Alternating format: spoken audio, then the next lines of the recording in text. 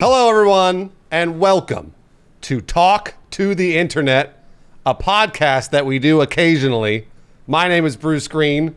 That is Lawrence Sontag over on your left, and that is Kraken on your far right. Was that good, Lawrence? Was that a good great. intro? That was You just did the whole thing. Yeah, just keep going. Okay, all right. Today, we are going to talk about things such as Kraken's vacation, possibly the new Loki episode. Maybe you guys didn't watch it. Maybe we'll talk about anime. Probably talk about hentai. Oh, no, we're not going to talk about hentai. Maybe we'll talk about video games like the new Switch. Yeah. And also Assassin's Creed. And maybe we'll talk about art, YouTube, Twitch, and we already talked about hot tubs. So no hot tubs this time around. Talk to the internet. Specifically, hot tubs are off the menu. Number 52? Is it 52, 53? I think it's 52, 50. yeah. 52. Yeah, did I do it? You Was that good? slammed it, Bruce. That was a slammed tomahawk it. jam. Holy crap. Wow. Woo! I'll take it. Best in the biz. Oh, speaking of hentai, very brief mention. Can you believe that there's a porn game that does not have cloud saves? I had to reinstall Windows, and now I have to start over. Wait, which porn game were you playing that did not have cloud saves? Subverse?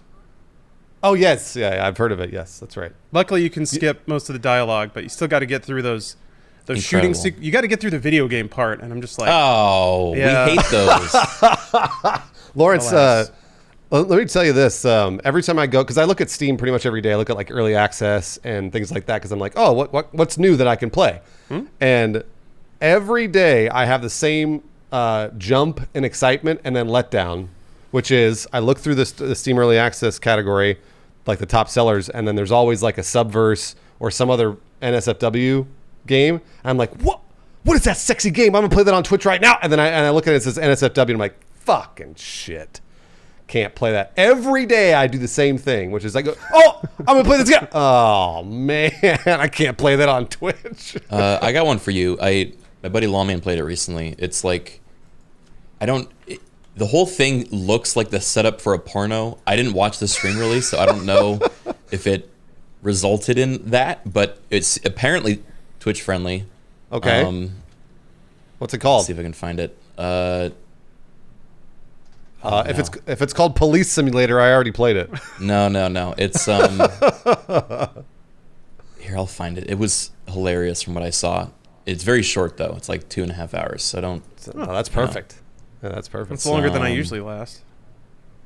I could just ask Lawman or go through. You know what? I'll just go through his. I found it. It's Oh, you got it. Okay. it's a B&B game. You know, like one of those where it takes place and you're in an Airbnb essentially, and there's like a bunch of anime girls that are like, you know, around you and like flirting with you. What's the name of it? He for some reason his stream is just labeled just chatting. I don't know if he's. No, he's trying to hide it. He's trying to hide I it. guess so. I'm trying to. Absolutely. I'm gonna do some digging. All right, I'll find it. Wait, is it called Together B&B? Ooh, that might be it. Someone in chat seems to know. Yep, Trey, that is it. That is 100% it. Yes. The graphics are like, super. It looks like it's like made on the new Unreal, but the voice acting is like clearly done by a bunch of. This looks amazing. Yeah. Wait, it's called B&B. What is it called? Together B&B. Yeah. Together They've all got B&B. buck teeth. That's when you know you're in for a good time. Yeah, it's. You can tell a lot Whoa, was invested that is in the sexy. The Unreal demo. Goodness And gracious. the voice acting all definitely is very amateur. It seems like they just called up any of their local Swedish friends and had them just voice these characters. How dare you, Kraken? You know what? I bet you didn't know this. I'm a voice actor in that game. Really? Yeah, they called me up. I didn't know you did such a convincing Swedish accent, or a fake Swedish American accent. Very good. I also do a really good anime girl. So I Yeah, talk like let's hear it. this. Oh, whoops, my dress fell off. Yeah, that's Right? That's about It's right. pretty convincing, You're right? supposed to turn beet red in embarrassment and then stand shocked still in utter terror as an old man crawls on top of you. Bruce, They that's paid the me anime way. They paid me an exposure, guys. They paid me an exposure. Oof. Get it? Yeah, you were exposed for sure. Ugh. We move on. Yeah. I regret bringing this up. Let me allow me for the first time in my life to be the ripcord out of an uncomfortable topic. But I kind of miss the days when Steam didn't allow full adult material, because that mean like there was that weird window where games had to patch out the adult content or try to patch it in later and all that. But it was nice because you essentially got to play really explicit games, but with all the explicit stuff cut out. So it was like watching a porn without the porn, which is really funny. So that was a fun window, but sadly it's not there anymore. The only other way I've intersected with that is I remember I was playing like Witcher 3 and it was Valentine's Day and I was like, ooh, let's get some like some spicy mods in here. And it turns out it is shockingly impossible to find like sexy lingerie mod. No, it's all just giant boobs and vagine. And there was one for Geralt who had with like a giant dick. But there's no just like playfully sexy mods. It's just all the way in. It's all that's all full on. Yeah. Oh, by the way, speaking of which, this podcast is brought to you by NordVPN. We'll talk about that later. Hopefully now we're out of the porn section of the podcast. So. You'd think so. Speaking of risque mods, I mean, you keep bringing this up, Kraken. You keep talking about it. This is where my this is the limits, right, of what I'm capable of embracing and talking about on a live show. But I have done plenty of research into the world of Oblivion and Skyrim mods, and pretty much anything in the Bethesda wheelhouse is Horntown population, the entire gamer population. But there are a couple that, so there are two different instances that I've had where I've had close calls with porn mods on stream with like this world. One of them was for Oblivion. There's a fantastic combat overhaul mod that is like called, I think, Deadly Reflexes, where it actually changes the entire combat up. It makes it really engaging. There's like a slow-mo mode. You can like decapitate people, behead people. It's the same thing. You can cut off limbs, all sorts of stuff based on your swings and like all sorts of stuff. And so the mod's great, but it's really old. And for some reason, the last version of it that was uploaded to any sort of like modding website included a full-on nude mesh for men that is just always on. And so I installed this and I'm playing with it on stream, and someone in my comments is like, hey, did you check taking your clothes off? Because I'm pretty sure your ass is out.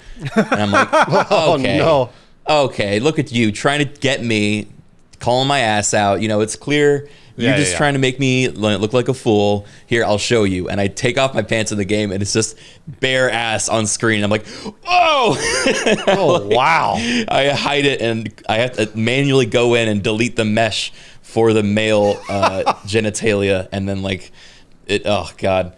So that was one of them. That was a close call. And the second one was there's like a ton of companion mods for Skyrim that are all like meant to be like romantic followers that, they travel with you and fall in love with you, and then you sleep with them in like, the inn in Whiterun or some shit. And it's so funny because their voice acting is like so needlessly horny. So I have these companions with me, but I'm just playing Skyrim like normal, and we're like fighting like, I don't know, spiders, and she walks up and she's like, oh my lord, you are so strong. Like, please quiet down. We're fighting for our lives. You're in the middle of a fight. Yeah. It's a lot of fun if you can manage to skirt around, the actual porn part. Man, that sounds great. I got to get myself into that world now that I've just played Skyrim for the first time. Oh yeah, I saw that. How'd that go? It was awesome. Man, it was so awesome. Like I knew I'd love it because it felt to me, so Fallout 3 was a big deal for me. I played Fallout 3 a ton. And then I think Skyrim was their next release after that, I want to say. Mm-hmm. And so I knew Skyrim was going to be a game I loved. I just never got a chance to sit down and play it because I wanted to invest some time into it and just never did. So the 24-hour stream was awesome. And actually by the end of that 24-hour stream, my time was up and I just kept playing. Like I was just like, fuck it, I'll just play for a few more minutes. Like I was tired, but I was like, I'm having a good time. So that's great. Yeah, I mean, it's is it safe to say that's one of the greatest video games of all time? Is that safe to say? I don't know. Sure. Definitely, a lot of people wouldn't agree, but I do think it came out like at a really important time and was like a it's still kind of the go-to for a lot of people for like a great open world RPG experience. So I saw Lawrence frown. I'm not a Skyrim fan. I know you're not. Yeah, no, I know you're not. But you tell me why, Lawrence, because I'm interested to hear. Well, I mean, what Kryken was saying about that mod that revamps the combat had me extremely interested, because to me, like, I tried multiple kinds of combat and none of them were interesting in Skyrim. At least it was either like skill did not make the difference pretty much any of the time. Either you had the gear and enough cheese wheels in your backpack to kill something, or you didn't, and there wasn't really any in between. So like my inputs to the game didn't matter much, either in combat or like the stories I didn't find them that interesting. It was all like MMO tier, like quest design. Not a knock, but I'd been playing like single player RPGs on the PC that had done that and better for years.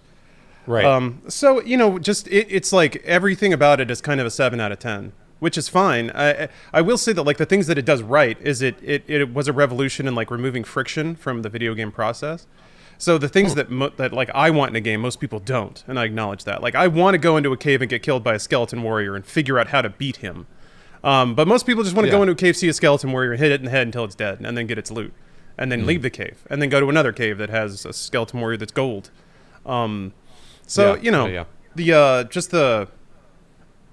It did have that. It almost felt like an idle game, where you just leave it running and you click on something every so often to tell your guy to go to a new dungeon, and then you just see your little dude whacking.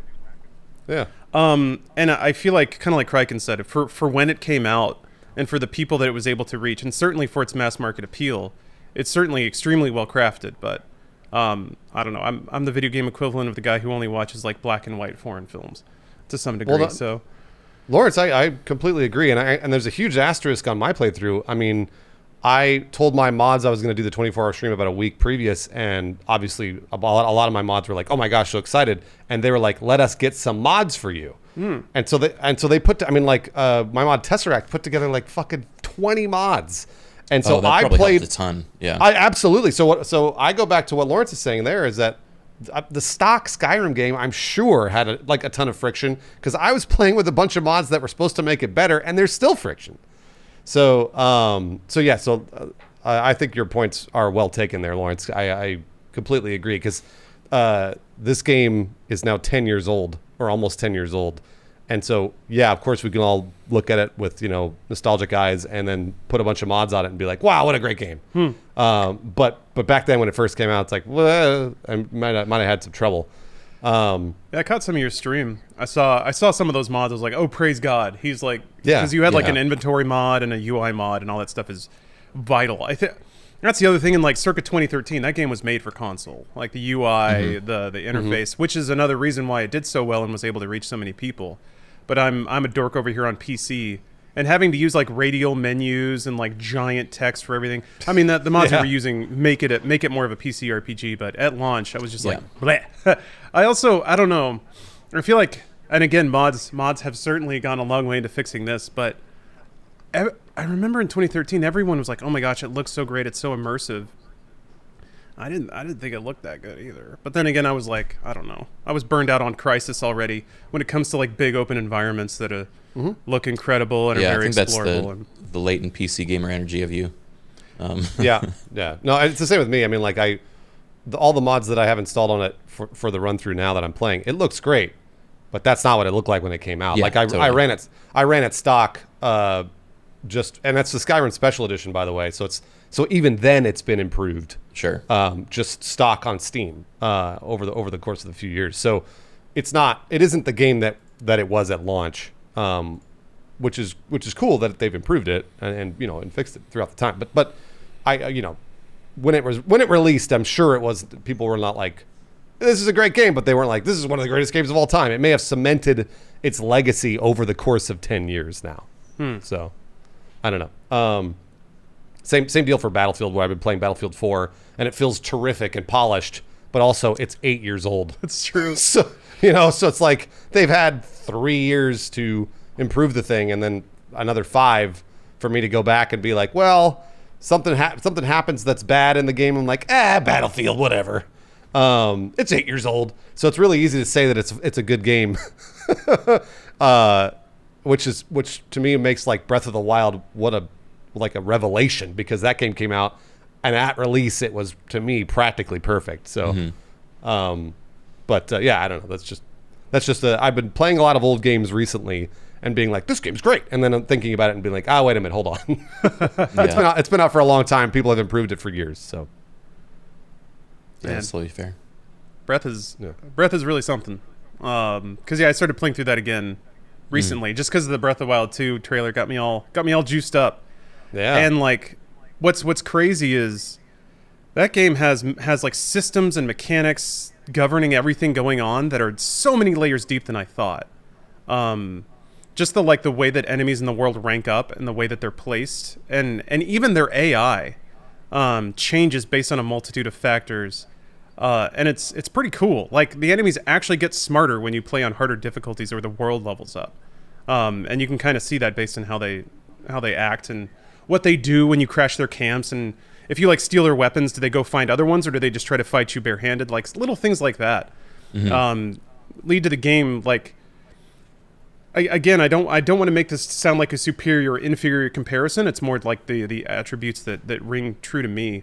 Is that when I'm playing that game, I can assault a moblin camp like 20 times from 20 different areas, and it's going to turn out different every time, and I have to react as the situation evolves and changes.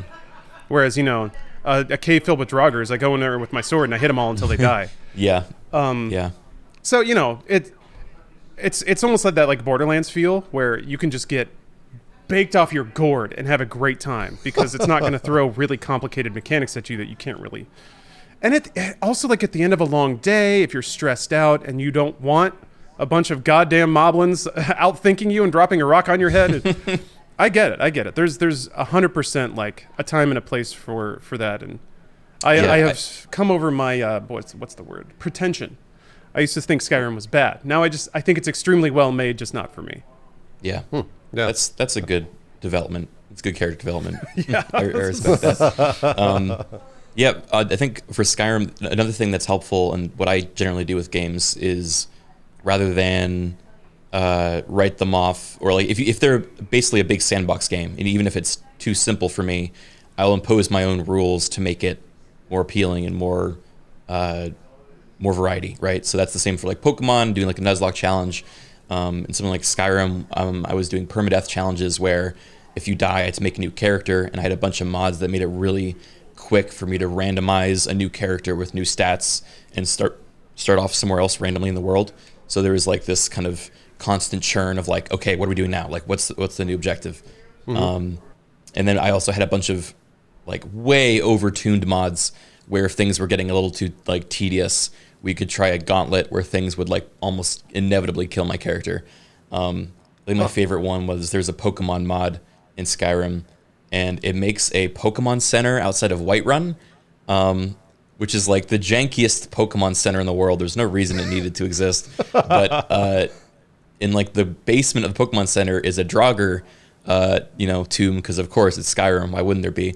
But at the end of the Draugr tomb, there's this like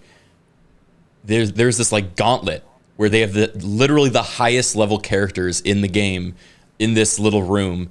And if you can sprint past all of them, there's a chest with like 90,000 gold coins or something. And so it just became this like constant allure of all of our characters, where I'd make a character and inevitably we'd be like short for cash. And someone in chat would be like, there's always money under the Pokemon Center. And we'd be like, oh God, you're right. We're going to do it again. And so we'd like run down there and we'd die and we'd have to make a new character. So I think it's fun to like, add mods that spice things up and allow you to experience something new. Yeah, it's that game just did it so well, and even now, like the mod workshop is basically installed on the game, right? So like you don't even have to worry about going to Nexus Mods or whatever. It's just there if you want to install it through the game, which is so cool. I again, that's like it's so weird to judge the game 5-10 years on, but me being so lucky having discovered it now that all of those things are in place, and I could be like, whoa, this is crazy. Like, I can't believe there's a mod workshop installed on it. You could do anything you want. Like you said, there's permadeath or, Pokemon Center. There aren't many games like that exist where you can do anything you want with this video game on almost any platform too, on the consoles, on PCs, whatever. So I got super lucky, and I'm glad that I waited this long, but also maybe I'm not that glad. Maybe I wish I had gotten to play it with everybody else and experience all those same things that everybody else did, because it was a blast. It was such a blast. It was so easy to play for 24 hours. It was like not even it's back when you were a kid and you could sit down and play a video game for 12 hours and not even realize time had passed. Yeah. That's what this was. Like I was just kind of like chilling. Totally. Well, playing when it first Skyrim. came out, I actually took off of school that day, and played it the entire day. But I had my YouTube channel already, and so I convinced my parents, like, look, this is a big release. I'm gonna release a video the same day, and I did. I went back and I checked my upload day. My first Skyrim video was released the same day as Skyrim's release, and it has a lot of content in there. I just played my ass off, and then I edited for the rest of the night, and I uploaded it. And yeah, I mean, I was impressed too. It had the bug where like the giant would hit the ground and you'd go flying up in the air. I was like one of the first YouTube videos to upload that. That bug still exists, by the way, Craig, and that happened to me with my companion. Yeah, they kept it because it was like such a community, favorite thing. Yeah, it was great. That happened to me on the 24-hour stream where I got my companion got hit by a giant and literally shot into space. I have no idea where she went. She was just gone. So yeah, it's I don't know. It was great. It was just a fantastic time, and I hadn't thought about gaming that way in a while. Yeah, that's nice. But yeah, it was nice. Kraken, I was going to ask you about your vacation. What'd you do? Where'd you go? How long? How long were you gone? Actually, I was only there for 4 days, but it was a welcome break. Yeah, I left on Friday night, and then I came back yesterday night. But it was pretty cool. We were there for the 4th, visiting some college friends and their family who has a house out there. So we're able to kind of like get that home cooked meal stuff and enjoy the 4th of July with a bunch of Texans who know how to celebrate it well. And yeah, it was nice. It felt very nostalgic, like an earlier period of my life. So I liked it a lot.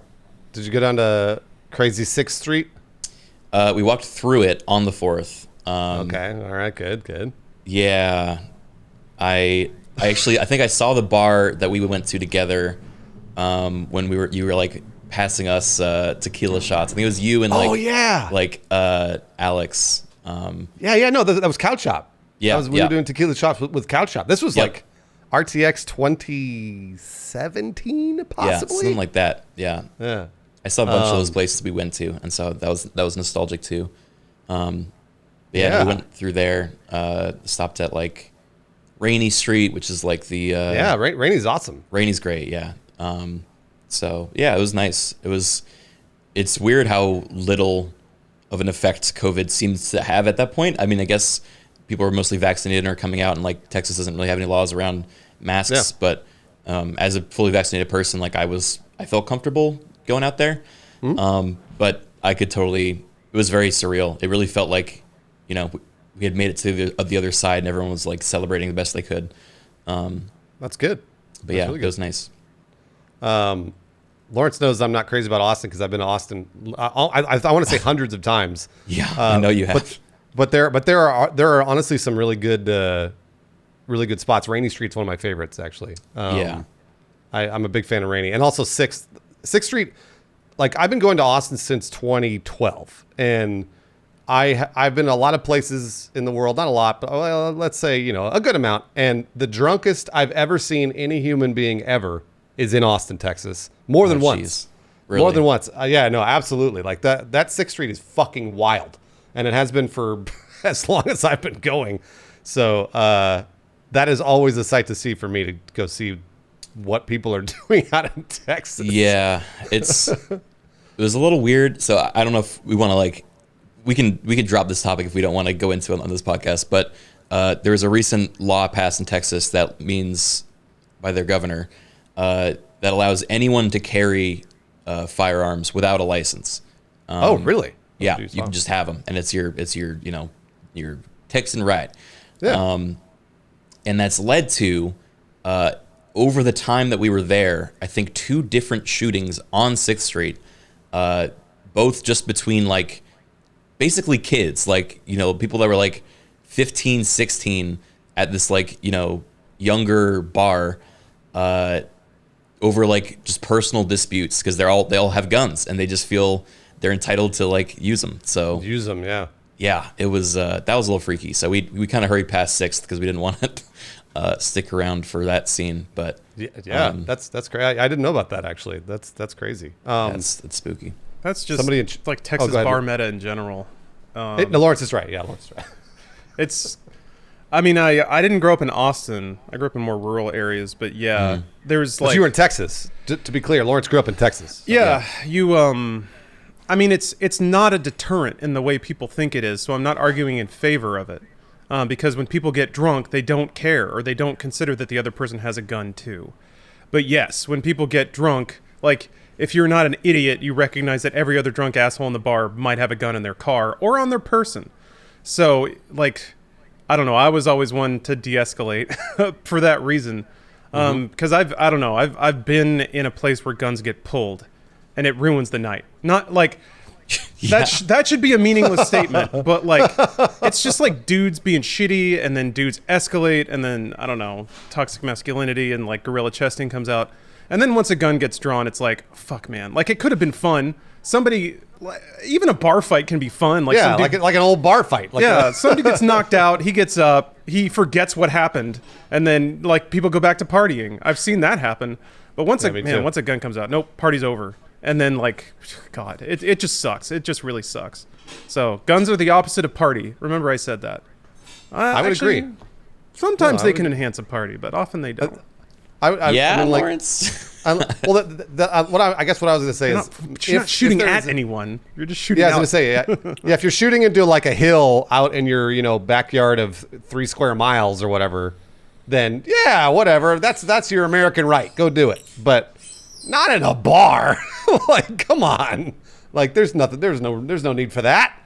Yeah, I think the gorilla chest beating is a great example. It definitely feels like once you're put in a position where you've got to prove that you're harder than someone else, then that's the escalation that gets dangerous. And God, I just can't understand it. I'll never wrap my head around it. Stuff's deep, man. People with absentee fathers and. Mm-hmm. Yeah, they have all kinds of like crazy, a mixture of toxic masculinity plus, emotional issues they've never dealt with. They get 5 light beers in and all these emotions start coming out, and that's the worst time to try to process anything. So yeah. You're absolutely right. It's just a descent. You can almost like feel it in the air when the temperature turns. Oh yeah, absolutely. I mean, that's Yeah, it sucks. You mentioned, Bruce, you mentioned something, which I saw some interest from chat, and I'd like to know, for each of us, what's the drunkest person you've ever seen? I'm glad you brought that up, because I saw that comment too, and I wanted to answer it. So, the drunkest person I've ever seen, what I mean by that is the drunkest in public. So, I've been to Vegas so many times. I've spent literally an entire week in Vegas, and I did that almost every year for a bunch of years because of CES. And you see people drunk in Vegas a lot. What you don't see are people, and look, again, I didn't see this in Vegas. I saw it in Austin more than once, where I'd see people passed out on a trash can in the middle of hundreds of people, just like he'd like fallen asleep at like 10 p.m. Just with eyes closed, gone, and like me genuinely worried about this person, like being like, oh shit, like does this person need to go to the hospital? Like that's how drunk they look. And that happens often in Austin, Texas, where I see people just passed out and we're not talking homeless people. I'm talking like a 22-year-old who's going to college in Austin, because like that's where, like, because I'm concerned for anybody, whether or not homeless or not. I'm concerned for anybody that's on the street passed out like that, because I've seen that in Los Angeles a lot. But generally it's the homeless community, whereas in Austin, Texas, it's a college kid. And I just don't see that very often anywhere else I go. And it just seems the party is strong there, and it always has been. So, I don't know. That's drunk to me. I don't know what's drunk to you, Lawrence. The drunkest in public. Let me think. I think the one that occurs to me. I mean, the person could still walk, so it wasn't like maybe there have been drunker, but it was in Austin, bizarrely. I can't remember what part of town I was in, but I was walking, like, this was in my poorer days, so I think I was in like a Motel 6. I was there for GDC, when they were doing GDC back then, writing up my sweet blog coverage for my sweet online websites that nobody read. But those were good days. Anyway, I'd gone out that night because I was like, well, I got $20. That's enough to get fucked up in Austin. So I went to like some bars and stuff. And when I was walking on the way back, kind of like how, I think I told this story before, but there was a guy just kind of leaning on the wall, just kind of vibing on the night. And I was on the other side of the street. And I saw the dude just leaning there, and I was like, oh, you know, whatever, that dude's feeling it. But then somebody was just like kind of shambling up the sidewalk. And I kind of got like weird vibes from him. Like I had already seen the shambling guy kind of make eye contact with the wall leaning guy.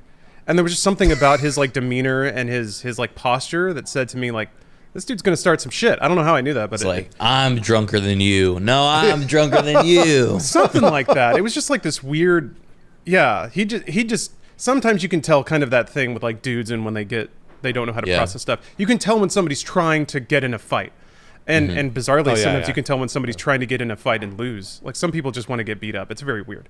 Anyway, so this dude shambling up to wall leaning guy, and I'm kind of like, oh fuck, I can kind of tell this is gonna be something. So I'm on the other side of the street. I just kind of stop and wait for a second, and then like the dude like kind of talks to him. He kind of shoves him, and then he just full on swings at him. This dude that he just rolled up to on the street, and then the guy who was leaning on the wall does the most perfect like wraps him up, like cuts a leg out from under him, takes him down to the ground, and just like gives him like 3 really good bashes, and then just kind of stands up, the drunk guy on the ground who just got the shit pummeled out of him, just kind of rolls around a bit, slowly gets back to his feet, claps the dude on the shoulder that just punched him in the face on the ground, and then starts stumbling down the road again. It's like, nice one, man. Pretty much. And then the guy on the wall just went back to leaning on the wall again. And yeah, I mean, Lawrence is right. He just wanted to get beat up. I think so. And he got handled. He picked the perfect person. The perfect, like that person dispensed exactly the right amount of beatdown. Yeah, just enough to, send him on his way, but not like leave any permanent injury or something. Yeah, black eye, broken nose maybe. Yeah. But that dude, I think he probably had no memory of that the next morning. Yeah, Tornado, you're probably right. He probably woke up with a bruised face and like just sore as hell and be like, oh, what a hangover. But yeah, I think that dude might be the drunkest person I've ever met or seen, I think. That's pretty good. Aside from myself in the mirror. I think I've gotten more drunk than anyone I've ever known. I've been trying to think of any examples that don't also involve me getting drunk, and it's very hard. Because I feel like if I'm ever seeing someone that drunk, I'm also drunk, and therefore I'm not the best judge of how drunk they are, right? Or, like some gray area of all that.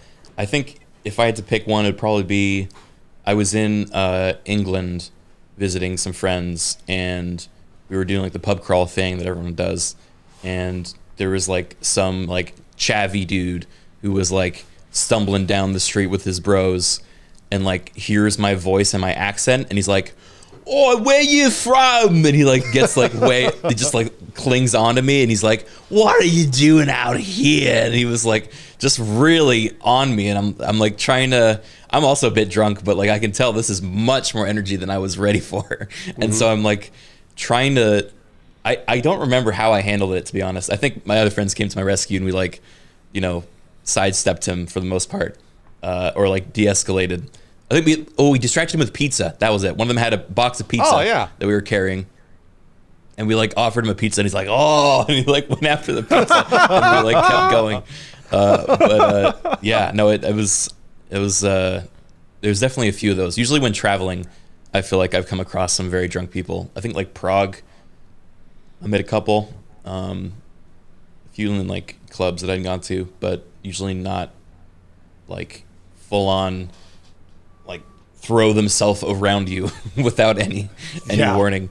There was a good story we had. Actually, Lawrence might remember this. This was we went to Gamescom. I think it was. Was it Gamescom? No. It was EGLX or whatever the fuck it's called. Yeah, EGX, the Eurogamer. Yeah.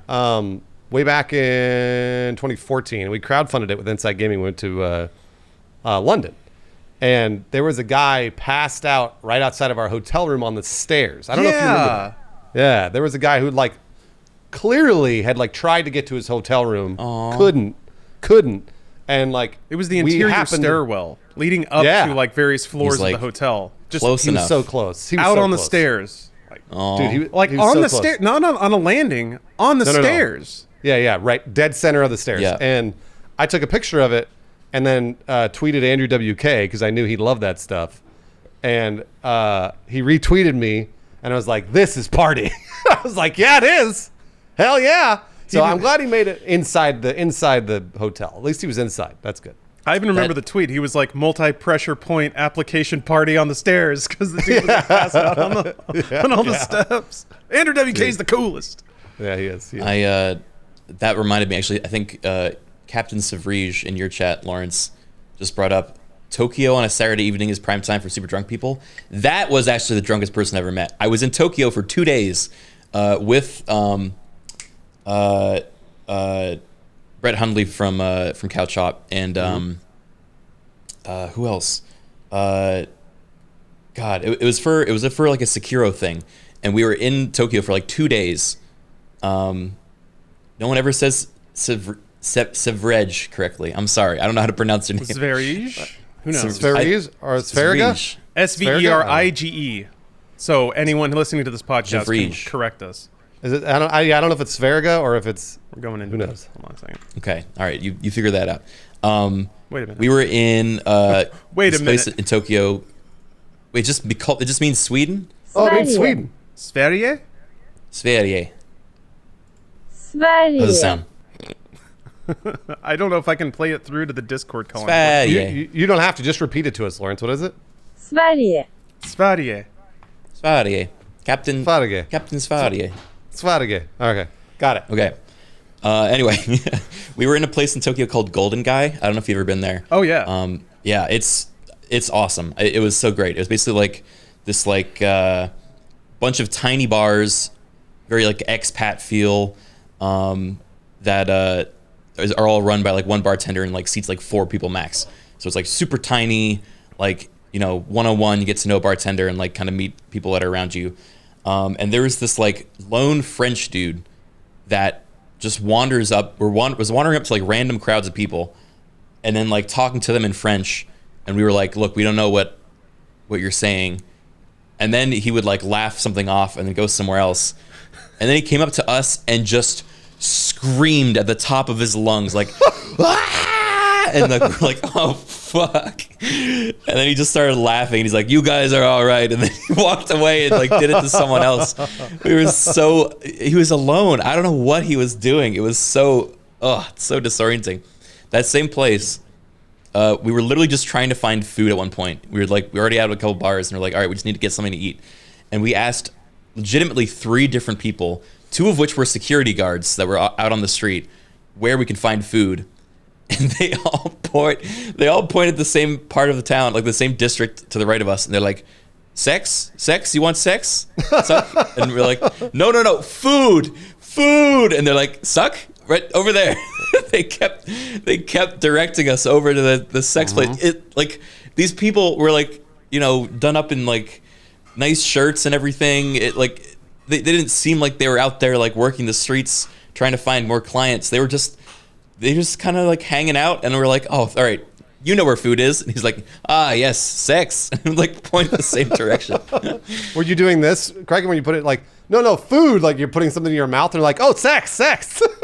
We tried every way of making it non-sexual. We were like, food. And they're like, ah, sex, yes. Oh, man. I want to go to Tokyo so bad. I've never been. I would love to go. It was great. I only went for like 2 days, but I've been dying to go back. Oh, absolutely. Ugh. Lawrence, you've been, right? Yeah, I know you. Yeah. If you're near Golden Guy, that is sort of close. I think that's sort of close to the red light district. So Yeah. anyone you talk to on the street is going to be trying to get you into an all-you-can-drink bar or a brothel. Yeah. I don't know. When I was out drinking late at night, usually there's just like ramen places that were like. How late was it, Kraken, when you couldn't find a place to eat? It wasn't that late. I mean, yeah, it was like probably like 11 to midnight around the time that we were trying to get food. Oh yeah, there should have been plenty of places. That's interesting. Yeah. What you gonna do? But yeah, I've been specifically to Golden Guy as well, and that place is like it is like it's a fun bar, like alternate reality. What's crazy is when it comes to like Japanese drunkenness, it feels like they cram an entire night of debauchery into about 2.5 hours. And they, from my perception, they don't really even drink that much. It's almost like they have like 2 drinks and then they're like, now I am drunk, and then they act drunk. Oh. And then once 10:30 hits, they're like, okay, the weekend fun is over now. I will get on my train and go home.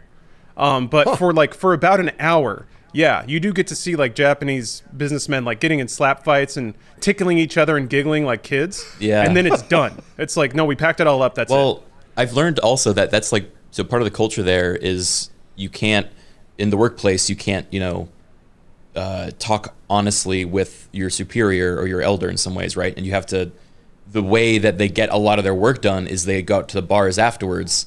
And like you said, they have 1 drink, and that's therefore an excuse to talk honestly or, earnestly or frankly, I guess, with your superiors or your peers. And that's when they actually get like, oh, by the way, your meeting today was shit. Like, here's what we should do. Like, they can't say that during the work hours. They have to say it at a bar, which, I don't know. Seems inefficient to me, but also like kind of fun. I don't know. It's pretty stratified, yeah. Yeah. You are your work person, and then you are your private person, and those cannot overlap. Only when you're out drinking with coworkers. That is not at all far away from at least American culture, that where generally you do all your bonding outside of work. It's very rare that you're like actually bonding with your coworkers like during a work day. Usually you're going on trips or going out for drinks or for dinner or whatever else, and then everybody has a couple of drinks, and all of a sudden you're all talking about like the serious shit. So it's not necessarily delineated that way here. It just happens. Because I mean, like, I think back to all the times I bonded with coworkers, and it was always over like really, really long, hard work days that were out of the ordinary, or it was when we would all go out and get drunk. That's just how it worked. And I think it's probably the same for everything, for friends or a love relationship or whatever. I feel like you're going to do that bonding around bad times or around times where things are different rather than just the same old. So, yeah, I don't know. Sounds familiar to a culture that I've been part of for a long time. So, but, oh, hey, speaking of this whole thing, this whole podcast about being drunk and, well, the NSFW games on Steam is brought to you by NordVPN. If you go to nordvpn.com/talk2internet, right now you can get a 2-year plan plus 4 months free for $3.18 a month. It's $89 for the first 2 years, 73% off. Again, it's a 2-year plan, $3.18 a month. And if you don't know what a VPN is, or you're sort of on the fence about trying to get a VPN, basically what a VPN does is it protects your connection. It routes your internet connection through other servers around the world, so you're doing more anonymous browsing than if you were just browsing straight from your IP at home through your cable internet or whatever other ISP you're using. NordVPN's super easy to use. You just install it. It's literally a one-click thing. You click it, you click the power button, it turns on. It routes your connection up to 5,200 servers in 59 countries. You can find a server near you if you want it to be a faster speed, or again, in a faraway location if you want more content. Because sometimes you can watch like region-locked stuff on Netflix or Hulu or whatever, and if you route your connection through a server out in the UK, then you could watch Netflix UK. NordVPN is definitely one of the fastest VPNs out there. They use a bunch of different technology to actually make it fast. It's called NordLynx. It's a next generation VPN tunneling solution based on the WireGuard protocol. Provides an extremely fast VPN connection. You can use it on 6 devices, every major platform: Windows, Android, iOS, macOS, Linux, Android TV, all other stuff. There's an automatic kill switch, so if the VPN connection accidentally drops, it blocks the device from accessing the web. It's NordVPN's incredibly simple to use. That's one of the things that I really enjoyed about it when I installed it and tried it. It's just a one click on, very simple. Like I was talking about before, region locked games and other content you can watch. Very, very simple to do. So again, nordvpn.com/talk2internet for the $3.18 a month plan. It's a 2-year plan. You save 73%. You get 4 months free. The price has actually gone down since we talked about this a month ago. And NordVPN sponsors this podcast, so they make this podcast possible. So feel free to use the command NordVPN in my chat. Lawrence, what's the command in your chat? It's just Nord. Nord. Okay. Exclamation point. Nord in Lawrence's chat. If you want to click that link, or you can use the coupon code TALK2INTERNET on NordVPN.com. So thanks again, NordVPN, for sponsoring Talk to the Internet. Thank you, Nord. Thank you, as always. It's a fun word. As always. It is a fun word. Did you go with the Stormcloaks in Skyrim? Guess what, Lawrence? I didn't pick anybody. Ooh. I didn't pick a vampire. I didn't pick a werewolf. I didn't pick a Stormcloak. I didn't pick the Thieves Guild. Wait, what did you do all day then? What do you mean what I do all day? I walked around, killed dragons, dog. What do you do all day? All the side quests. You got to pick someone. So the goal of my 24-hour stream was to get through the main quest line. So beat the game, basically. And I got through the main quest line. Yeah, no, I did it. I thought you had to pick somebody to beat the main story. Do you not? I did not. Oh, no. Never mind. It was really interesting because a lot of people that were watching, there's a specific cinematic. I mean, spoilers, whatever. It's 10 years old, but specific cinematic where you're negotiating a treaty between the Stormcloaks and I think it's the Empire. Is it the Empire? Is that right? I was neutral. So they would look at me as like the Dragonborn and be like, Dragonborn, what do you think? And I'd be like, I side with the Stormcloaks on this one. And I'd be like, I side with the Empire on this one. A lot of people in my chat were like, we've never seen this because we picked one or the other. That's cool. Yeah. So it was kind of interesting because people kept saying, you have to pick one. And I didn't have to pick one. I don't know if Lawrence, have you ever finished the main quest line? No. I learned some dragon shouts. I was playing, I don't know, there was some moment where I did a quest, and in virtue of doing that quest, it made an entire town like aggro against me, and I had like 4 quests to turn in that town.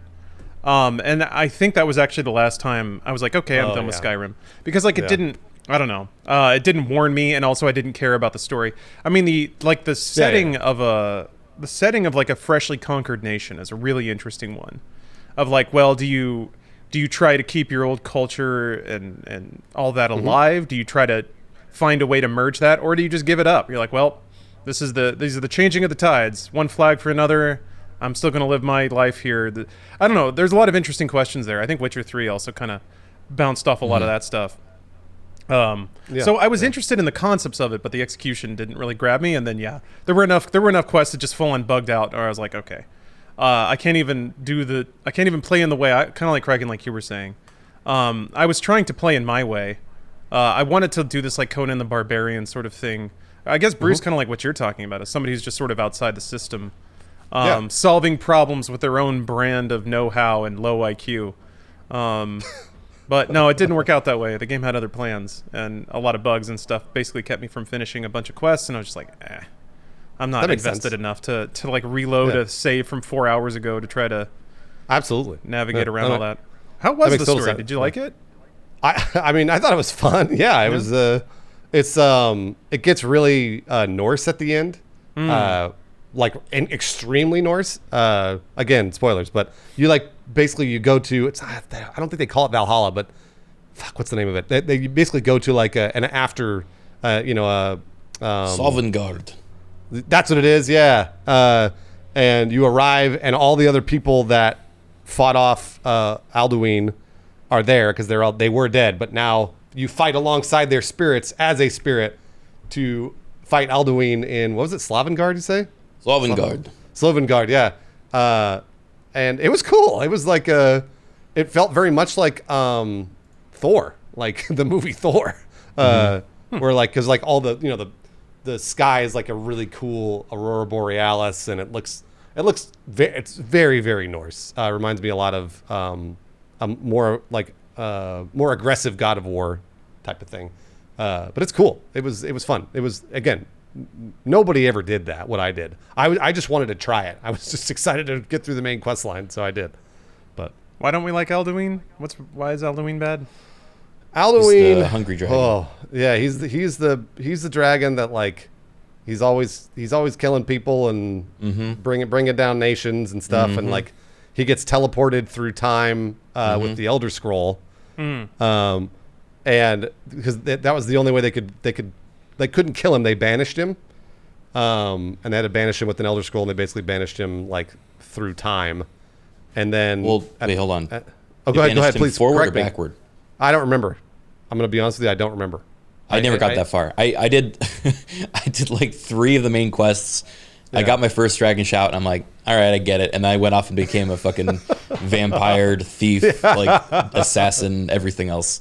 So to me, it felt like they had banished him to like a parallel universe, sort of, and like with the Elder Scroll. They banished him forward to your time. Wait, so they're literally like, here's our current problem. We're gonna put him. That's over right. there. Yeah. No, that's you're right. a problem for future generations. They'll have better swords and magic then. They'll have machine guns. That is exactly correct. Yeah, because like I remember in the story they say that they're like, why would you do this? Why would you give this problem to us? And that's what happened. So then you end up fighting alongside the ghosts of the people that died in the past to Alduin, and you banish Alduin forever. You kill him, I think, maybe. It's forever, like another 100 years till Skyrim 3? I don't know. Or, yeah, until he comes back to Skyrim 2. Skyrim 3. I'm sure he's going to come back. They skip the whole Skyrim, but he'll be back for the 3rd one. Yeah, but it's fun. It was the voice acting is kind of ridiculous and hilarious, and like I love the voice acting. I know everyone's like, there's only like 5 voice actors. I love it that way. I want to hear the same. I mean, Oblivion's even worse. Oblivion, I think we talked about this like, I don't know, 30 podcasts ago, but I went diving through all the Oblivion voice lines, there are legitimately like 4 or 5 voice actors for the entire game, and there's a folder of like 4,000 voice lines, and you can just listen through all of them, and it's just the same tone for every single one, because they just brought in a voice actor and were like, all right, here's all the lines for today, and they just read them. They have no idea who's talking, what the state is of emotion. So like most of them are just like super, dryly delivered, and it's just so fucking funny. I love pouring through those. Yeah, it's all really like, again, I don't know how they do it. It's this really derpy magic where it looks so stupid and sounds so stupid, but you don't care. You're just sort of like, whatever, like you see this one lady, she's like, she's talking to one of the other characters, and she's like, we need to kill Alduin, and then Alduin lands, and she's like, let's go, and she just screams completely out of, not at all tonally with the rest of the scene, and then she stabs him and dies, and you're like, what the fuck just happened? I want to go watch that clip. That sounds amazing. It's so weird. It's like, and again, this kind of stuff happens throughout the entire game. But it's funny. I mean, like, and it's funny in the right way, because the rest of the game is all derpy too. So like, you saw your companion get launched into space by a giant, and you're jumping up a hill with a horse and shit like that. So it's like, it all looks stupid. So when that stuff happens is stupid, like you're not attached to the characters. You just think it's fun. Yeah. So. Yeah, I just love the stealth mechanics of these worlds. Oh my gosh. Must have been the wind whenever you like do anything is so. it never gets old for me. It's really. I mean, I don't know what sort of character you played, if it was like stealthy or otherwise, but No, I played a mage all the way through. Dark elf mage. I could have been stealthy, but I wasn't. And basically, my chat was begging me to try the basket on the head thing. Yep. So I did that, and for sure it worked. You just put a basket on their head, and then you steal their shit. And again, it's just so stupid that like I was like, well, yeah, this is fun. Like, I'm glad that it feels like a video game to me, where I'm not like having to figure out all their cones of vision and be like, oh, like grab this and like have to restart my save because I accidentally, knocked over a bucket or something. It's like, who cares? So I don't know. It's fun. Yeah, it's fun. But. Yeah, I'm curious if, I mean, some mentions make it sound like it's not quite the case, but I am curious if that style of game is going to hit like it used to. Because it doesn't seem like people have much of an appetite for the like ethereal kind of mechanic light dick around sandbox experiences as much as they used to. It's still there for sure, but like I guess I look at things like Fallout 4 kind of seemed to fall off a little bit. Sales certainly implied that it fell off a bit. Assassin's Creed, like, it is kind of as far as I can tell, it is the modern and biggest version of that. And I guess they just announced that they're actually going to take that into a service product, which makes a lot of sense, but it's still pretty crazy. Yeah, I don't know. I guess Breath of the Wild 2 isn't quite like that. It's a little more. That's more. I think you're more on rails there. Like Borderlands 3 was kind of the last game like that. Yeah, I don't know. Yeah. I think people just kind of. I think, and I saw this happen with like first-person shooters as well, is that once a certain type of game is on the market long enough and people play it enough, they get good at it, and then they start gaining tolerance and ability for more complicated versions of that product. So I feel like the open world games that are coming are probably going to trend more towards like Breath of the Wild style, as opposed to like Skyrim style. But Skyrim type games are fantastic because of it's almost not for the game. It's not even for me to play it. It's to see what other people do with it and watch them make fun of YouTube videos and stuff. Yeah. I'm excited for Baldur's Gate 3 for that reason. I don't think it quite has the same derp factor, but it's going to be really fun to see what people do with it. Yeah, it was pretty. It was pretty derpy but I played it right when it first came out to early access. I think Kraken probably played it more than I did. So, but it was. I thought it was derpy in a good way. Like it was like D&D where you could do anything you wanted. Basically, it was like if there was a rock that was loose, you could pick up that rock, but you never would have known that otherwise if chat hadn't mentioned it or thought about it. And then even then, like your character's model would glitch all the way across the whole screen. And again, early access. But yeah, have you guys ever seen Solasta? It's a new game that's I don't know if it's still in early access or not. I think it is. It's basically Baldur's Gate's version of D&D 5th edition has like a lot of liberties that they've taken for the studio's own like creative input, and is like I think better for it in a lot of ways. For like it's basically how to make 5th edition a gamified new system. But Solasta is like, okay, we're just gonna take everything that 5th edition D&D does and then make it like as earnestly as possible translate it into a video game. And it's really goofy in how like janky it can be, but also how like genuine it is. It feels like a love letter to D&D, like tabletop RPGs, but it also feels like just as dumb as it would be if I was around a table with a DM and we're just like screwing with them the entire time. So I don't know. It's if you want like a really true to real life tabletop experience, Solasta I've enjoyed playing so far. But they've also got like 3 voice actors. So I currently have a party of all dwarves, all with the same voice. And so whenever you're in like a group conversation, they all like pipe up and say one thing, but they all sound the same and look almost identical. So it just keeps pinging around to different dwarves being like, oh, I don't think we should do that. And they're like, yeah, we should do that. And the other one's like, good point. You don't know who's talking. Yeah, like, you never know who's talking. And they're, for whatever reason, they didn't build enough time in like the pausing between people's dialogues. Like there's no natural pauses of people like talking, so it just keeps cutting to each person being like, yeah, no, I don't think that's a good idea. That's a great idea. And like just it's constantly cutting between everyone. It's pretty funny. It's definitely got that like Skyrim jank. It's such a man. I always go back and forth with what I guess you're talking about, Kraken, and also Lawrence.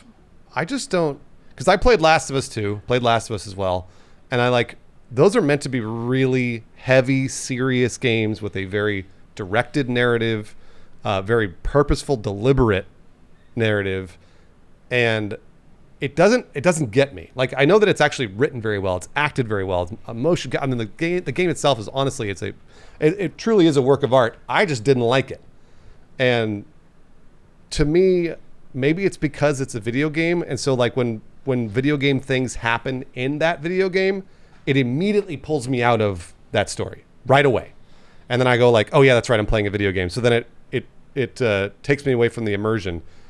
Whereas Skyrim knows it's a video game. It knows that dumb things are going to happen.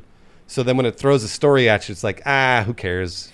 Whatever. You know, like I could take it seriously or not. It's up to me. And I'm constantly waffling between, because it's so hard to find that perfect mix. And I think God of War did it best for me.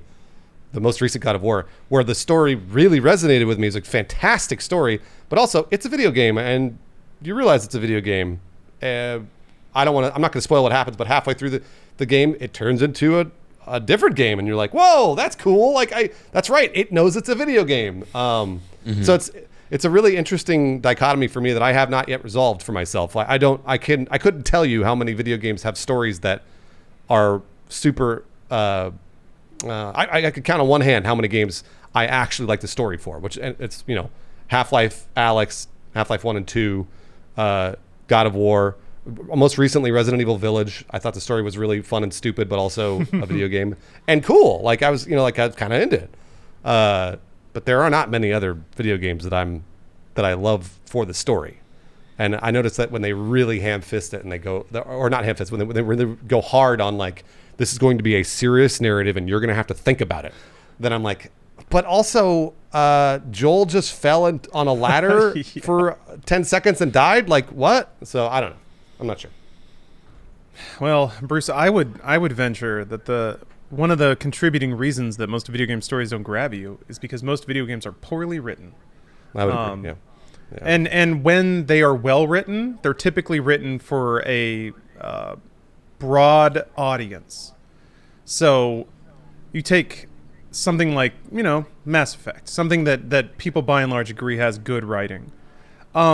It's good, but it's not challenging or particularly nuanced. The characters are all pretty contained and packaged and presentable. It's a hero's story with an uncomplicated main character with a very basic set of motivations. It's it's you can wrap your head around it. It's gettable. Yeah. Some other things everyone throws around Disco Elysium as having like actual adult writing, which I would agree with. It has actual characters that are pretty complicated. It has themes that are hard to figure out. It gives you things to think about when you're not playing the game, like a well-written story can. My favorite thing lately, I think there are games like, and I was just watching a video of this, but like The Outer Wilds it has like a multitude of stories. It exists on multiple layers. There's the story of the world that you find out just by reading lore and text. There's your story as a player, which interacts with that. And then there's like the themes and meaning of the game that don't really hit in hard until the ending. And to me, a game like that is like, it's perfect. It's got the text on the page, but that reinforces the actions that you take in the game. The actions that you take in the game don't necessarily violate the logic of the existing story, which is all about spaceflight and exploration.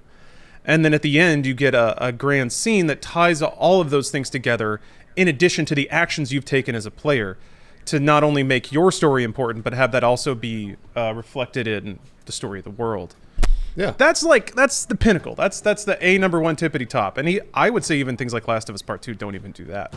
Sort of. You're talking about Outer Wilds, right? Sorry, I missed. Outer Wilds. Yeah, Outer Wilds. Yeah. That was the best story in a video game I've ever heard. Man, I got to play it. I only played a few hours. I never sat down. I know you guys rave about it, so I got to play it.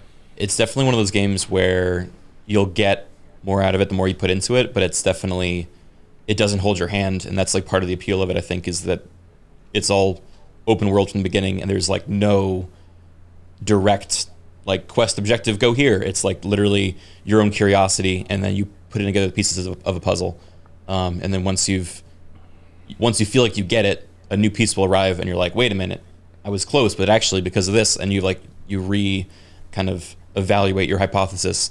It feels very much like a scientific method sort of game, but the ending makes it all worth it. So they're really good. Oh, sorry, Lawrence. Go ahead. I don't want to distract because this might be another topic, but in terms of like storytelling in games, I've been playing Cruelty Squad, and that's really something. What was that?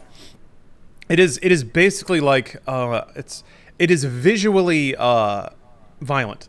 It is not good to look at on purpose. It looks like like shitty MySpace pages threw up all over it. All right. Yeah. Oh gosh, if you watch the loop, so you've been fired from your job, but then somebody re-enrolled you in Cruelty Squad, which is essentially assassination by app, and then you get contracted by like the dark rich cabal that runs the world to go around and assassinate various figures. The assassinations take place in Hotline Miami Ugly is a really good way to describe it. But all the levels are these like, it is super basic sandbox, but it is still kind of sandbox. You're in like this giant level that's sort of this surrealist version of commercial areas, a neighborhood, a mall or something like that. And you have to sneak in and kill like a CEO of a company that is has discovered ways to like purify water, and they're like, we got to kill him because we're selling water. It's that sort of thing. But there's a whole ton of like, the level design is what really makes it an incredible experience, because you have to shoot these people, but the levels are really wide and big and have like secret passages everywhere. So it's got that Deus Ex feel of having to stack up boxes to get an event, to get like the sniper angle on somebody, so you can just shoot them and leave. But there's also a subtext in there that's deeply anti-capitalist. And the way that like, there's also a stock market in the game, and I haven't played it enough to figure out what that is, but you can buy and sell stocks as you're playing. And I assume that's going to factor into like the people you choose to kill. So you can like, I don't know, buy stock in a competitive pizza place and then go in and just shoot down an entire restaurant or something like that. So like in the way that like the game tasks you with becoming a soulless corporate automaton that murders for money, the mechanics also encourage you to become that. And along the way, I think the music and the art design and the game design really invites you to question some things, and it challenges some of your concepts about work and capitalism and the value of human life and all that stuff. And it really does do a good job, I think, of making you feel as devalued and unimportant as corporations see you, or as we think corporations devalue me. Game, I'm ready. I'm gonna get it. You sold me. That sounds super interesting. Lawrence, does it is there a way to play the game where you can play it so you don't have to go along with those mechanics and feel like you're playing a good character, in quotation marks? Well, or do you have to play it bad? You have to kill people. You have to. I think the point is being dragged through the inescapable system, right? I don't know if you is that right? I mean, that's what it sounds like, Lawrence. It sounds like you have to go through it. I mean, there might be. I actually am expecting the game to sort of blossom out into some other meanings and play styles eventually. But right now, and like I've only played the first 4 or 5 levels. To finish the level, you do have to kill who they tell you to, and then make it to an exit. You don't have to kill anyone else, and the ending screen will list civilian casualties. So I do try to not murder everyone, but there is something kind of adorable about, I don't know, I feel like this bites off a whole other topic, but like there's something cute about video game NPCs. I mean, you guys were talking about NPCs in Skyrim and in RPGs and stuff like that. There's something adorable about like just little guys that like operate very basic behaviors and stuff like that. Yes, they have a very simple life. They just, they know what they like, and they try to do that best they can. And if you shoot their legs and they're like, well, it's hard for me to do this thing I like now, but I'm still going to try. And then you're like, that's actually, so I'm going to be playing Kenshi again tonight. I think I've talked about Kenshi on this before too, but you in Kenshi can set AI parameters for your squad mates. So eventually get to a point where you have so many people on your team that you can't actually manage them all. So the game gives you this like very simple logic system for them that allows them to follow this kind of loop that you set for them. So for example, you can set the loop that, all right, objective number 1 is they want to bring iron ore to a box. That's what they want. And that's like, given the choice of anything in the world, this is what this character will always do. If he has iron ore, he's going to put it in this box. Objective 2 is, I love mining iron ore. If I don't already have iron ore, I freaking love getting a singular iron ore. And then I get knocked up to my first favorite thing in the world, which is putting this iron ore in that box. And then that's their life. You set them on this loop and you let them go, and they will go forever. You can even like remove their legs in Kenshi, and they will literally crawl their way to the ore, hit it once, get one thing, and then crawl their way back to the box and put it in. So it's a very fun game to like slowly optimize your squad and give them, like you said, these like really cute little personality objectives, you know. That's super fun. That sounds really fun. I always love that about insects. Like stupid little insects that just do one thing over and over again. Yep. Like seeing a bee just like kind of bonk into a wall over and over again. I'm like, oh, you little guy. You just. That's why they're called drones, because that's all they do.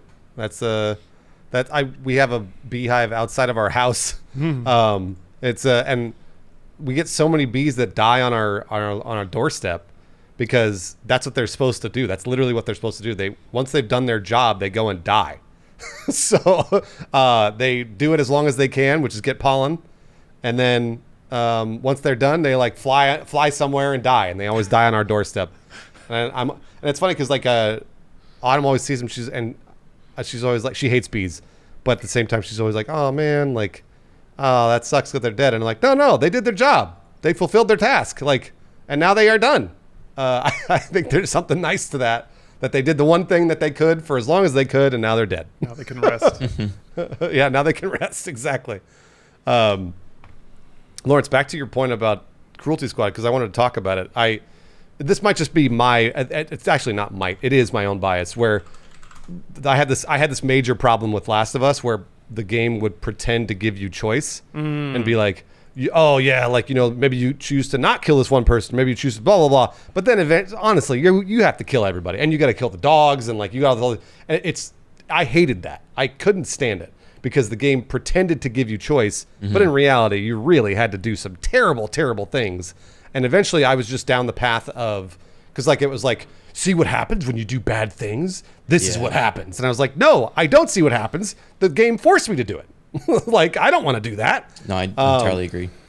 So I don't know if Cruelty Squad is like that. No, it sounds like it's much more you enter self-aware into that agreement. But okay, all right. The thing that's super frustrating about Last of Us Part 2, and you know, I've got all kinds of stuff banked up on it, so I'll try to keep it short. But it doesn't bug me that the game doesn't afford you choice. I think it's okay to take away player choice sometimes, especially if you want to make a point. The problem with Last of Us Part 2 is that all of the story's themes were about trying to choose to do something different, about being locked in a cycle of violence. One of the characters has chosen to escape that cycle, and another character is unable to. Awesome setup, totally rad setup. The problem is the story. Excuse me. Okay, I still got some drainage. Anyway, the story revolves around those themes as well, but almost in a like just thoroughly dismissive way, because in a game, in a medium that is apparently about choice and interactivity, not only does it not give you a choice about the story, which I think is okay, but also the themes don't even really address that, because the character that you really want to make a choice or escape from a cycle doesn't, and then the character that like is trying to doesn't have any satisfactory resolution there either, because she's not the lead. Or at least maybe that was the trick and why they wouldn't let reviewers talk about the second half. I don't know. It seems like in an effort to be clever, it actually managed to not actually cinch all those themes together at the end. It was really close, but it actually, like, to me at least, whiffed the biggest landing it should have had. Which if it had a braver ending, if it showed anything like, no spoilers or anything, but if it showed anything happening to Ellie aside from her just wandering off into the forest, then at least there would have been I feel like a little more creative intent behind it.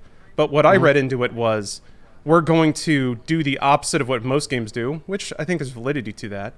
But instead of like providing an ending that actually provides commentary or interest on those themes and discussions that we've started, we're instead going to keep it as loose and fluffy as possible so that people can imagine a happy ending if they want to, and so we can leave it open to a third game, which to me is it's just totally anathema to the artistic intent that I read in the rest of that game.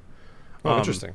So, yeah, I was frustrated because I saw a fair amount going on there, and I think specifically I saw the willingness to create a game that's not just, a dopamine releaser, something that would actually maybe challenge players or force them to think about things that they wouldn't choose to think about normally, like things that art do, invite you to question things about your life or challenge your beliefs. But ultimately, those challenges in the end, to me at least, didn't land anywhere meaningful. It was just, for me, and I'm going to have to keep disclosing that because I do place it in the realm of art, which means it's thoroughly reliant on the spectator being there. But for me, it just seemed like, I don't know. Lawrence, I'm with you. I don't like dunking on this game because I think it's actually truly a work of art. Like, I think they did such a fantastic job. They clearly put so much time and effort into it. I just thought they whiffed the plot, like just hardcore, and maybe because for lots of other reasons that, who knows what. But it just wasn't my thing, and that's okay.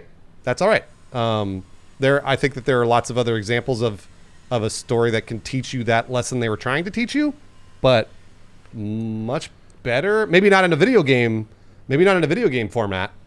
But I had this conversation with my chat a few days ago about like anime, because people would talk about like, why is there so many anime filler episodes? It's like, that's character development. I was like, what?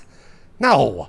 Hey, come on, you've seen a movie that's 2 hours, has fantastic character development, and it was only 2 hours. I didn't have to watch 4 hours of 20-minute episodes to get the same character development. So it's like there are better examples of it in a video game, though. In the video game medium, I don't know. I'm not sure that there is. For the I guess the moral of the story in Last of Us Part 2. I'm not sure. I don't know. That's just the way I was thinking about it. I think Abby shows a lot of character development over the course of the game. I think Ellie is a fascinating character. Like, that's the other thing too, and like characters developing and going through an arc. Those are like part of what are typically more packaged stories. They're ones we like to hear, not necessarily ones that are maybe more gritty, realistic, or human. So I'm okay with like characters not going through an arc or ending a narrative in a better state than they started it. But like the story has those beats, but uses them in strange ways. Bruce, I've thought about it a lot. I didn't need the game to have a happy ending. I just needed the game to have an ending that at least put a capstone on the themes they were putting in front of me. Correct. And it didn't. To me, like that was and I hate to say this because I want to leave room for me just not understanding what they were going for. But to me, it does kind of read as cowardice of like, you built up all these things and all these heavy ideas, and you drove it to a point that was going to like make a statement about all the themes and questions you've asked, and then you bailed out of it. The ending was a total bailout for me. Correct. I don't think you played it, right? Nope. Yeah. That's what I thought.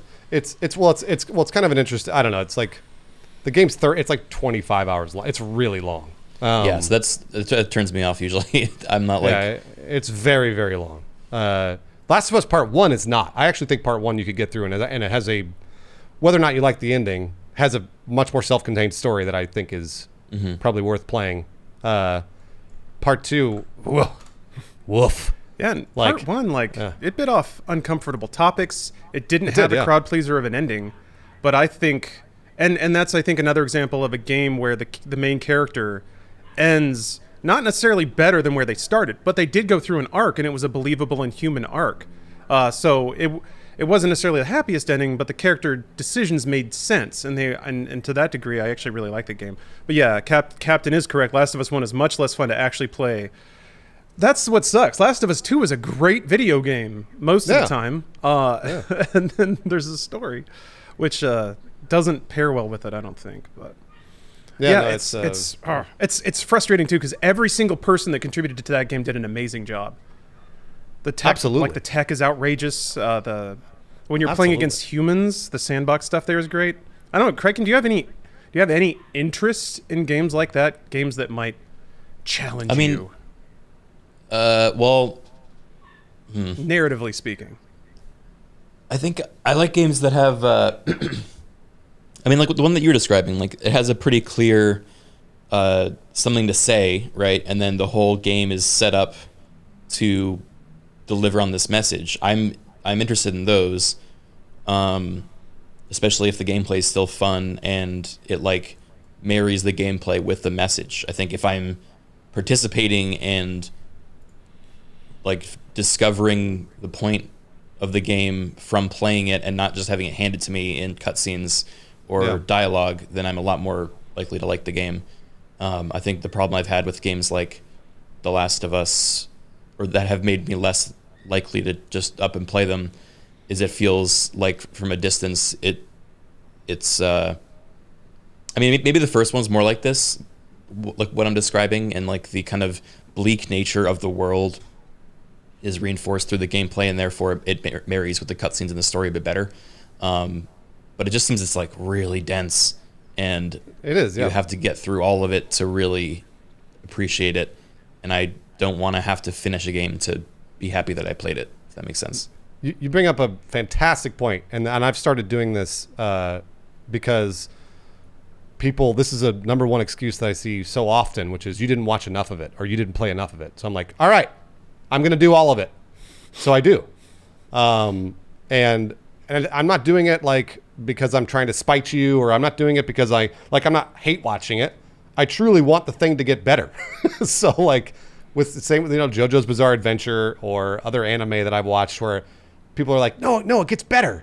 And I'm like, okay, I'm going to keep doing it. I'm going to keep watching it. And I did the same with Last of Us Part 2. Like halfway through that game, I was like, no, absolutely not. No. And they're like, no, keep playing it. Like, you got it. So I did. And I truly always, I go into most content with the same, actually no, I go into all content with the same attitude, which is I want it to be great. I want it to be something that makes me think. I want it to be something that I have a transcendent experience. And obviously it doesn't happen 90% of the time. It's just kind of fun to, play or watch or whatever. But I really truly am looking for that experience with everything that I do. So when I'm finishing Last of Us Part 2, or if I'm trying to finish JoJo's Bizarre Adventure, whatever, I really want the thing to get better. I want it to all sort of tie itself up. And so when it doesn't, I can at least say I watched all of it and got through it and criticize it. Because I've been thinking about, currently I'm trying to finish Hunter x Hunter, which is, I think it's like 150 episodes long or so, and I'm at 135. And I have been watching every episode of it. I'm just about to sit down, because usually it's my way of sort of decompressing at the end of the day is watching television. But I'm about to sit down and get a notepad and write down why every single episode is garbage. Like, I'm like, this is terrible. This is bad. Like, oh, there's this one little thing. This is kind of cool. But the rest of it, holy balls. And like, I'll get one out of every 6 episodes that's like, this is cool. The other 5 episodes are just like, fuck me. This is terrible. But like, do you keep going in that situation? I do. Bringing you more pain than happiness? It's not that it's bringing more pain. Actually, I'll also look at content in a weird way, and I have ever since I was a kid. I'm learning. So I'm learning why to me it is bad or why to me it is good. I'm not saying why content is bad or good objectively. I'm just saying for me, I'm learning what makes good or bad content. So when I'm watching it, I'm like, oh, okay, all right. I think I know why this is bad. Why a lot of people wouldn't like watching this. And I should be able to then recreate it in other content, or explain myself and my opinion better having watched that content and learning about it. Also, there's times that I've done this where I've watched something that I didn't like initially, and then I thought back to it a few years later and went, oh, that was cool. I actually really liked that. You know what? The more I think about it, the more I like it. That's very rare. That's very, very rare for me. But this is just something that I've been doing. I don't want to say the last 5 years or so, where I have heard I'm pretty sure it's a loud vocal minority saying that something is good. And I'm like, you got it. Let's go do it. Let's go watch it or play it. And then come back, and then I'm actually educated about why it's bad. I could be doing an episode by episode recap. So be happy, internet, that I'm not doing that. I'm not shitting on Hunter x Hunter or JoJo every episode. But yeah, also again, they're if you guys like it, love it. I want you to go out and love it. Have a great time. Don't let me take that away from you. Yeah. So I don't know. Yeah, Kraken, you've mentioned in the past that you have natural immunity to the opinions of others. Have I? Yeah. Well, I guess mainly in regards to caring about reception of media and stuff like that. Sorry. Good God. I've been hacking up stuff all week. I need to do it again. I don't know. Was there ever a time where was there ever a time that bothered you, where there was something you really cared about and somebody's just like, oh, that's trash, and it got under your skin? Or have you just been from birth just doing your own thing and not caring about other people's takes? I think if it's something that I see a lot of value in, or I respect as a creative product, and someone writes it off without hearing the things that I like about it, then that usually rubs me the wrong way. More so on the person, and if they're unwilling to grant any sort of leniency on someone liking something for a different reason than they know, then to me that I take that pretty seriously as a depiction of their character, I guess, right? If they're unwilling to see something from someone else's shoes and they're like, nope, it's bad, nope, it's bad, nope, it's bad, then I don't really give them the time of day. So I guess that's my way of dealing with it. I don't really think about it as a thing I'm personally insecure about. I'd more think of it as a thing they're insecure about. Yeah, that's a good way to think about it. Do you ever, because Bruce, I know you've been in this position where you'll put out an opinion on something, and then people will just dog you for it. Oh, absolutely. So Kraken, I'm curious. Do you run into that situation, or do you just not really put your takes out about pop culture or media that much? Yeah, I guess I genuinely don't share my takes on media all that much. In the case of, I guess here's a fun example was I remember sitting down with Bruce, I think it was on a podcast with you guys about the last Game of Thrones episode. Oh yeah, it's Game of Thrones. Yeah, you were on that. And you were on that podcast, yeah. Although we were diametrically opposed in our opinions, it was interesting to hear what about it he enjoyed. And I think I left feeling a little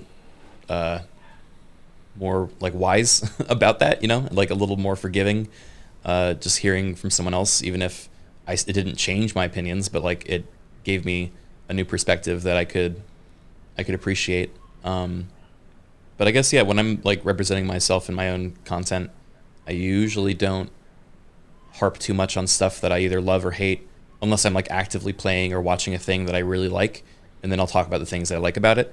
But yeah, I generally don't I think force my opinions down anyone's throats. It's interesting to hear people talk about why they like something or why they don't like it. I just need someone to explain why. That's it.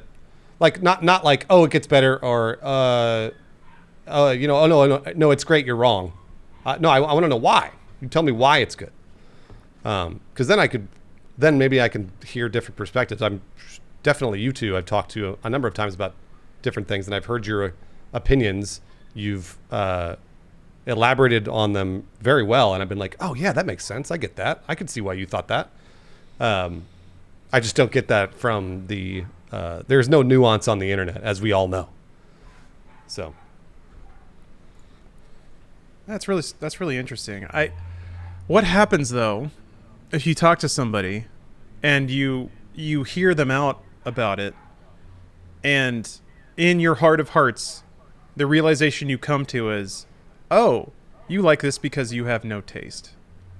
What do you do? Oh, yeah, that's a great question. That is a great question. That to me, I try to avoid Lawrence, those sorts of things. I'm gonna say that.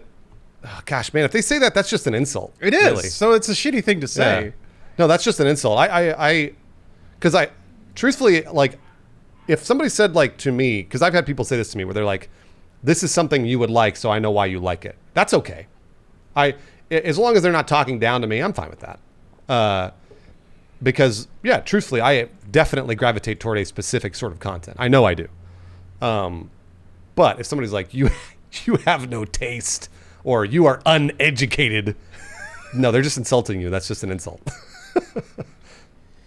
Oh man, yeah. I try not to pass that sort of judgment on someone either, if I can help it. If it's like really clear that whatever has gone on in their life or their upbringing or whatever that brings them to a place where they love this specific media or IP or something that I can't stand and that we're never gonna see eye to eye on it, then I just like try to separate myself from the equation and be like, you know what? They are, for whatever reason, their life has primed them to love this, and I'm never going to see eye to eye. That's okay. Like, I'll walk away from it.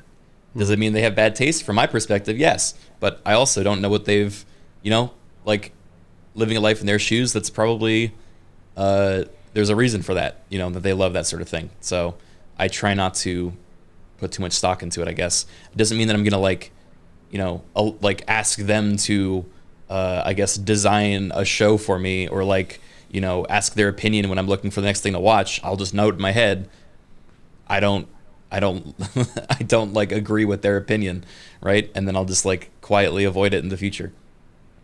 Franken, it's really interesting you say that, because I disagree wholeheartedly all the way around. Okay, I'll tell you why. This has taken me time, though, because I used to think the same thing. I used to think people have bad taste, or people don't I don't want to hear what somebody has to say about it because I know they're gonna like it, even though I know it's bad. For some reason, as I've gotten older, I've started wanting to hear why something is good, so that I can go with that perspective and try and watch it with that perspective. So rather than thinking everything sort of thing. Well, that, but also just maybe then I'll get into it. And maybe, because who the hell doesn't want more things to like? So for me, I'm like, I would much rather go and check this out. And then I have this perspective of oh, they gave me this really interesting perspective that I'd never thought about before. And now I'm watching it with completely different eyes. So, I didn't, this is something I've learned, Kraken. This isn't something that, I'm not saying that what you said was bad or whatever. It's just more of I just, over time, I've gotten to a point where now I just want to see. That's all. That's it. Do you feel like you're overloaded though with the amount of stuff out there is to see? Because I think that is what I'm struck by, is if I were to take everyone's personal recommendations to heart and make time for them, then it would be overwhelming. So I have to kind of pick and choose who. No, that's valid. Who to listen to. Yeah, that's totally valid. I don't. I want to get to everything. So when somebody tells me there's a movie called Hell or High Water that came out a few years ago, and my best friend Dan was like, you got to watch this movie. It's so fucking good. And I was like, all right, I'm going to go watch it. And I never watched it. And I still want to watch it. It's still on my list, but I just got to get to it. So I don't mind, thinking, all right, well, I'm going to get to it eventually. Because I probably will. I just don't, who knows when. So yeah, so that's all. That's how I think about it. I like to hear the other side, because then maybe I'll have a different set of eyes to watch something. There's another. Lawrence. What, in regards to people's opinions, or I don't know, is there an angle of that? That's a pretty broad topic. I don't know. I like video games, and I don't know. So when it comes to media, I found that when we were working at Rooster Teeth, I found that a lot of the media I was choosing to ingest was either because it was for content, just so I'd have something to talk about, or for personal relationships. So I would have like media to discuss with friends and coworkers. And at a certain point I realized like all of this media that I'm taking in, none of it is really all that interesting. It's, you know, it's all variations on a theme, which is it's fine, and I want to be careful about this because I don't want to sound as pretentious as I could or have. But you know, when it comes to, I'm trying to think how to phrase this. So to some degree, being internet talking heads, our previous jobs at least, we're kind of about, you know, creating lighthearted discussion, and a lot of that is centered around pop media, you know, water cooler talk or whatever. And it reminded me of just like when I was growing up in Texas and would go to work, if I didn't watch a football game, I'd have nothing to talk to people about. And I swear to God, 70% of the people that watched football only did it so they had things to talk to people about. Yeah. And I remember even back then, and you know, that's not the worst way to live, watching a football game, just to hang out with, or just to have something to connect with people about. But part of me was like, I don't want to spend my time doing homework just so I have something for show and tell. And if that's what my relationships are based on, maybe they're not that profound. So ever since then, I've sort of just been drifting away from pop media and pop entertainment. And I don't know, maybe that's me getting old. The problem is now there's so much that it's very difficult. I guess, yeah, you really just need a curation service. You need a friend that gets your wavelength and can suss things out for you.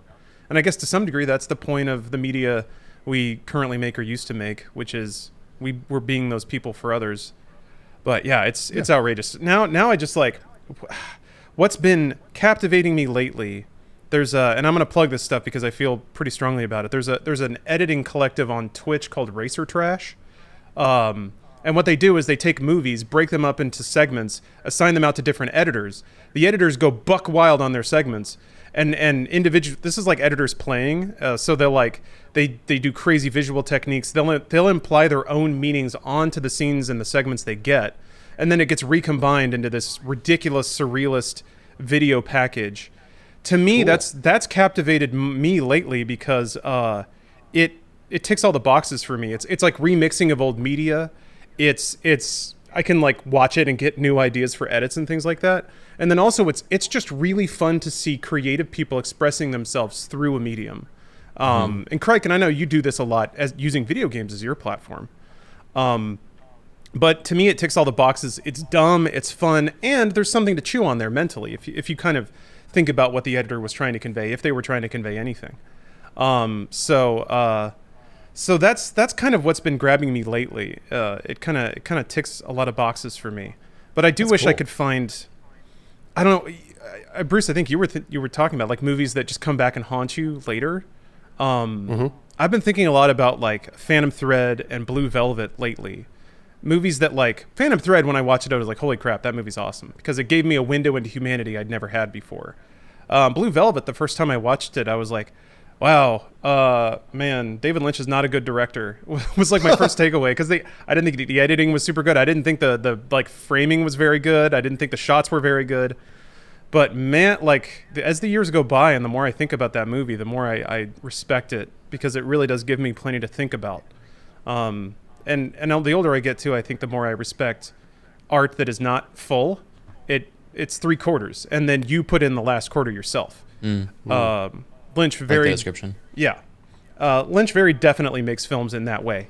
And the older I get and the more I want to explore, I think the less I want full, complete package narratives that give me everything on a little tray. You know, your Marvel movies or series or whatever. So I haven't really watched Loki because I don't have any faith that it's going to surprise or delight me. But maybe that's short-sighted, and that's where maybe Bruce or someone in chat can tell me, no, it actually does do something interesting and bring some new ideas, maybe. But that's cool. It kind of feels like we're like 3 different points on a spectrum, I guess, in how we like appreciate new stuff, right? You know, like Bruce's that of try everything, there's value in everything. You know, we just need to like find it and learn from it. Like Lawrence is the like, you know, I know what I like and I know what I want, and so if I don't feel like it's gonna give me something close to that, then I'm, you know, less likely to give it the time of day. Versus like whatever the hell I am. I feel like it's somewhere in the middle. So you're in the middle. Yeah, you're in the middle. It's cool. I just like to hear everyone's different approaches. Well, and again, we got to wrap it up. We're definitely over time, but I think to your point, Craig, and all of us are friends and have been for years now. So when we disagree about stuff, it doesn't matter. Yeah. It's like, who cares? And this is something that's really important that I've been trying to reinforce.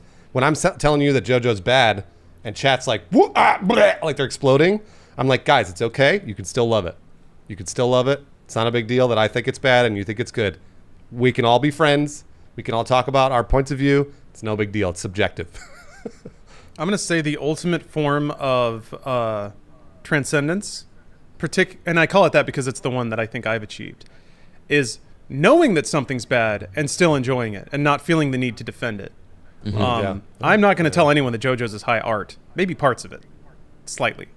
But Slightly. Yeah, it's not something I'm going to recommend to everybody, and if somebody has a bad time watching it, I'm not about to tell them to hang in there until season 4. I guess season 3 is what people would say with JoJo's, but yeah, I love trash, racer trash. I don't know. And Bruce, kind of like what you were saying, kind of struck a chord with me, and I'm sorry. I promise I'll keep this quick. But you know how you say you like to watch stuff that's maybe outside of your wheelhouse because it teaches you about yourself? That's what trash does for me. That makes sense. I find it infinitely more fascinating to see what went wrong than to see everything go right. Because when everything goes right, you get to me, Force Awakens, Episode 7. That was a movie where everything went right. Everything went right. And I walked out of the film and I was like, that was fun. And I proceeded to not ever think about it ever again. But I've seen some trash films. I just found a movie that's about breakdance fighting from the director of Sound of Music. Wait, what's it called? It's called Rooftops, I think. Okay. Yeah, cool dudes, urban dudes get together on the rooftops of New York and they do dance fights on this wooden stage while a DJ blasts some b-boy beats, and then they try to dance each other off the platform. I don't know. It's fun because it's trying to be it's trying to be something and it's not hitting it, but it's fun to see the attempt. So anyway, I don't know. I didn't have a point there. No, it's all good. It's all good. We reached the end of the podcast. We did it. Hey, thanks, guys. Ooh. Hey, thanks. I've noticed that when we do these podcasts less frequently, we have lots more to talk about. Yeah, it's true. So, yeah.